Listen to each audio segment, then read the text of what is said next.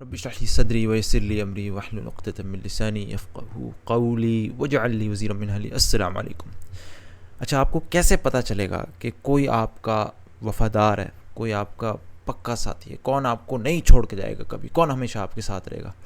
اس وفاداری کی ایک بہت بڑی نشانی میں آپ کو ابھی دکھاتا ہوں قرآن کے اس بڑے عظیم معجزے سے، جو کہ ایک لغوی معجزہ بھی ہے اور ایک نفسیاتی سائیکلوجیکل معجزہ بھی ہے، جو میں آپ کو اب یہ 6 آیتیں دکھانے لگا ہوں۔ اس میں آپ نے غور کرنا ہے ان الفاظ پہ، بعضهم اولیاء بعض، ان میں سے بعض دوست ہیں بعض کے، یعنی یہ ایک دوسرے کے رفیق ہیں، ایک دوسرے کے ولی ہیں، ایک دوسرے کے ساتھی ہیں، ایک دوسرے کے مددگار ہیں۔ یہ سارے ایک ہی لفظ، ان کا ایک ہی مطلب اولیاء میں آپ اس کو سمجھ لیں، ایک دوسرے کے ولی ہیں، رفیق ہیں، ساتھی ہیں، مددگار ہیں، ٹھیک ہے؟ یعنی ایک دوسرے سے وفا کر رہے ہیں، ایک دوسرے کے ساتھ چل رہے ہیں۔ اب اس پہلی آیت میں جو کہ سورہ مائدہ کی آیت نمبر 51 ہے، اس میں کہا گیا اے لوگوں جو ایمان لائے ہو، اعوذ باللہ من الشیطان الرجیم، میں ترجمے پڑھتا ہوں سب کے، یہودیوں اور عیسائیوں کو اپنا رفیق نہ بناؤ، یہ آپس ہی میں ایک دوسرے کے رفیق ہیں۔ تو اس آیت میں کس کو ایک دوسرے کا رفیق کہا گیا؟ یہود و نصارہ کو۔ اگلی آیت جو کہ سورہ انفال کی آیت نمبر 72 ہے، اس میں اعوذ باللہ من الشیطان الرجیم، جن لوگوں نے ایمان قبول کیا اور ہجرت کی اور اللہ کی راہ میں اپنی جانیں لڑائیں اور اپنے مال کھپائے، جن لوگوں نے ہجرت کرنے والوں کو جگہ دی ان کی مدد کی، وہی دراصل میں ایک دوسرے کے ولی ہیں، مددگار ہیں۔ سورہ انفال کی آیت نمبر 73 میں کہا گیا جو لوگ منکر حق ہیں وہ ایک دوسرے کی حمایت کرتے ہیں، بعضهم اولیاء بعض، منکر حق۔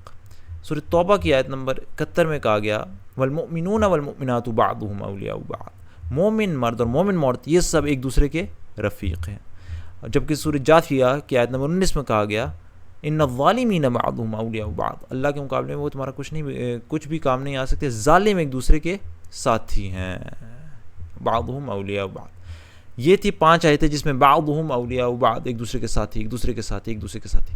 جو آخری آیت ہے سورہ توبہ کی آیت نمبر 67، اس میں کہا گیا والمنافقون والمنافقات بعضهم من بعض، اولیاء بعض نہیں کہا گیا من بعد۔ یہ ایک آیت ہے جس میں یہ اس طریقے سے کہا گیا، ان میں سے منافق مرد اور منافق عورتیں سب ایک دوسرے کے کیا ولی ہیں؟ نہیں، ایک دوسرے کے ہم رنگ ہیں، یا ایک اور ترجمہ ہم جنس، یا ایک اور ترجمہ آپس میں ایک ہی ہیں۔ یہاں پہ یہ نہیں کہا گیا ایک دوسرے کے ولی ہیں، ایک دوسرے کے ساتھی، بس کہا ایک دوسرے کے ہم رنگ، ایک جیسے ہیں، بعضهم من بعض، اولیاء بعض نہیں کہا گیا۔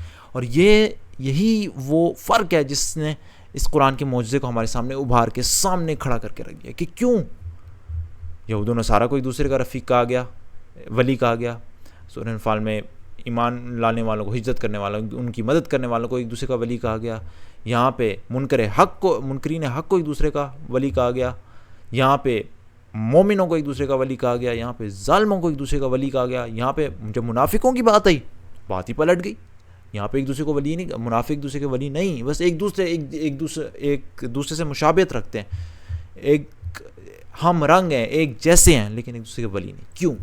اس کے اندر چھپائے وہ راز کہ کون آپ کا ساتھی ہوگا، کون آپ سے وفا کرے گا، کون آپ کا ساتھ دے گا، کون آپ کے لیے جان لڑانے کو تیار ہوگا۔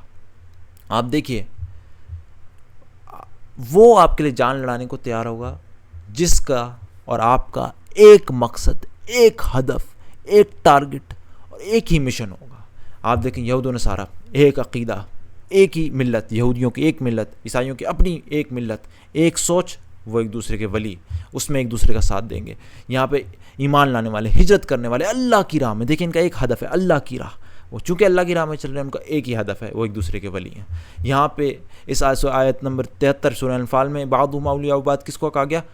جو لوگ منکر حق ہیں، منکر حق بھی جو ہیں وہ بھی ایک دوسرے کے ساتھ ایک ہی فکر اور سوچ رکھتے ہیں کہ حق کا انکار کرنا ہے، کچھ بھی ہو جائے ایک دوسرے کا حق کا انکار کرنے میں ایک دوسرے کا ساتھ دینا ہے، ان کا بھی ایک ہی ہدف۔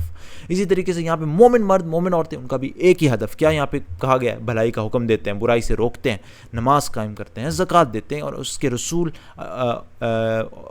رسول کی اطاعت کرتے ہیں، رسول اللہ صلی اللہ علیہ وسلم۔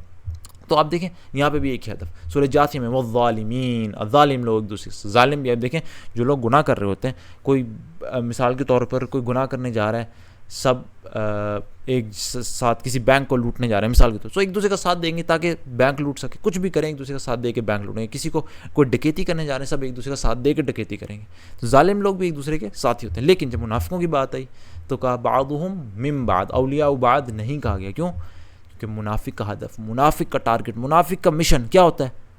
می اینڈ مائی، میں میری ذات، میرا پیسہ، میری فیملی. وہ ایک دوسرے تک کو نہیں دیکھتے، دوسرے منافقوں، وہ دیکھتے کہ میں کہاں سے بچ کے نکل سکتا ہوں، میرا فائدہ کس میں، میرا ذاتی. تو ان کا ہدف جب اپنا آپ ہے تو وہ دوسروں کی ولایت، دوسروں کی حمایت، دوسروں کی مدد، دوسروں کا سہارا کیسے بنیں گے؟ سبحان اللہ، انسان کی سائیکالوجی. اور اسی لیے یہ ایک حذف صرف قرآن کا ایک لغوی معجزہ یا نفسیاتی معجزہ نہیں ہے.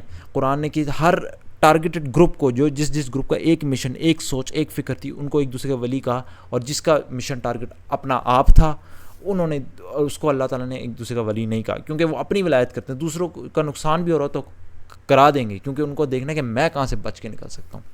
اس معجزے کے اندر یہ بات بھی چھپی ہوئی ہے کہ اگر آپ چاہتے ہیں کہ ایسا ساتھی ہو، آپ کا اصل ساتھی جو آپ کا ساتھ دے، آپ کے ساتھ وفا کرے، بے وفائی نہ کرے بلکہ آپ کے ساتھ وفا کرے ان دا لانگ رن، وہ آپ کا ساتھ دے، آپ کی حمایت کرے اور کبھی آپ کو چھوڑ کے نہ جائے، تو سب سے بڑی چیز یہ ہے کہ وہ اور آپ لوگوں کا ایک ہی ہدف ہو، ایک ٹارگٹ ہو، ایک ہی نظریہ ہو، جب جا کے وہ آپ کے ساتھ وفا کرے گا. تو یہ تھا خوبصورت معجزہ قرآن کا، آپ کو دکھانا تھا کہ ہر جگہ اللہ اولیاء بعضهم اولیاء بعض، بعضهم اولیاء بعض، بعضهم اولیاء بعض، ادھر بھی سب بعضهم اولیاء بعض سوائے منافقین نہیں. سبحان اللہ. اللہ تعالیٰ ہماری سائیکالوجی سے، اس کتاب کا آتھر، اس سے پتہ چلتا ہے ہماری سائیکالوجی سے، ہماری نفسیات سے کتنا واقف تھا. اسے پتہ تھا جس کا ہدف ایک نہیں، وہ ایک دوسرے سے وفا بھی نہیں کر سکتے. تو اللہ تعالیٰ سے دعا ہے کہ اللہ تعالیٰ ہمیں قرآن میں یقین کی حد تک ایمان عطا فرمائے. یہ آپ نے دیکھا ایک لغوی معجزہ بھی تھا، نفسیاتی معجزہ بھی تھا. اللہ تعالیٰ ہمیں قرآن میں یقین کی حد تک ایمان عطا فرمائے. سبحانک اللہم و بحمدک، اشہد ان لا الہ الا انت، استغفرک و اتوب الیک.